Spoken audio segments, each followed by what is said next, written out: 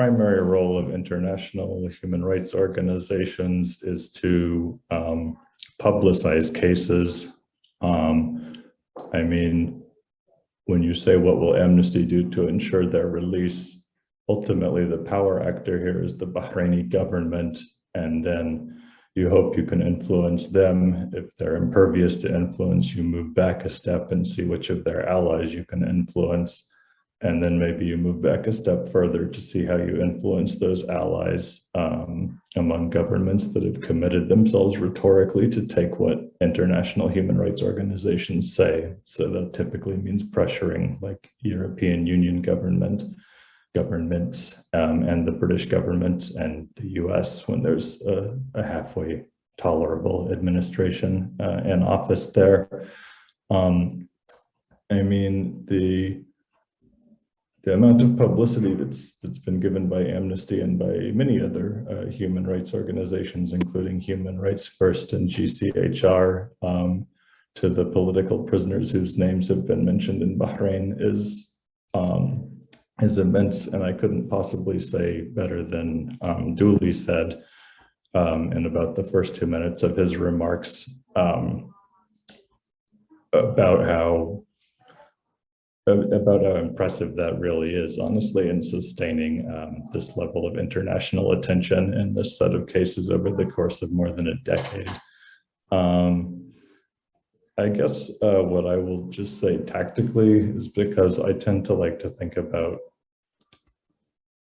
tactics. How can you appeal to the actors you're addressing to potentially change their behavior? And in terms of who we're addressing, this is the argument I'm about to present is one that could go to the Bahraini government, but one that might also equally apply to the US and the UK, which is that among the set of prisoners of conscience, Ali Salman, who is the Secretary General of Al-Wifaq, I'm not saying his case is more important than all the other prisoners of conscience. It's clearly not, but just in terms of an argument that might be striking to the audience, his case is pretty remarkable in terms of exposing how the Bahraini government operates. So Al-Wifaq was the primary legally registered political opposition in Bahrain in the decade, basically from 2001 to 2010.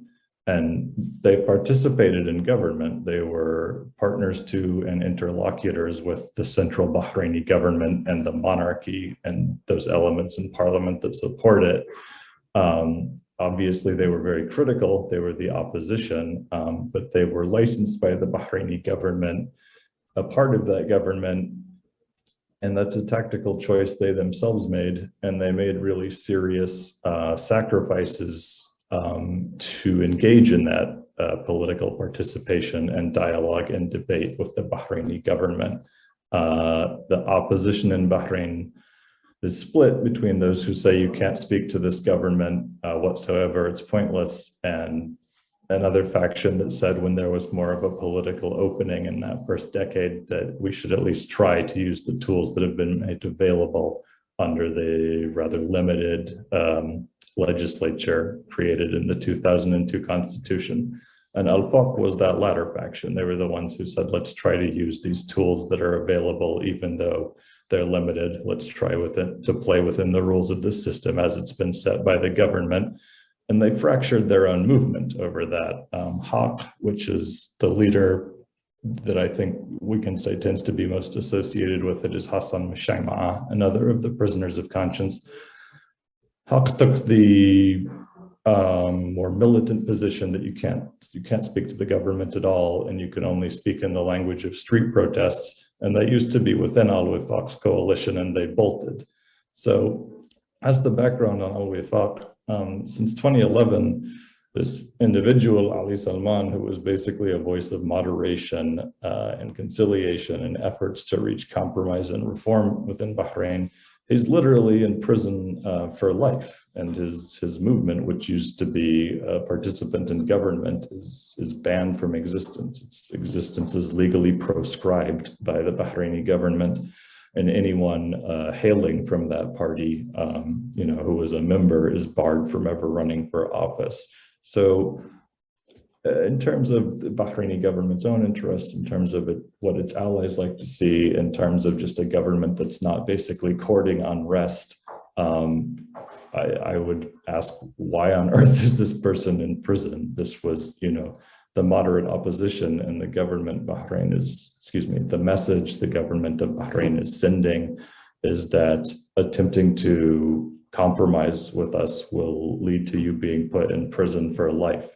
So, just in terms of radicalizing the opposition or pushing discourse into much more unhealthy directions, you couldn't choose, a more catastrophic tactic. And neither, presumably the thinking minds, the rational people within the Bahraini government, and certainly its allies in the US and the UK are not looking for the country to slide towards long-term confrontation and more militant stances on both sides.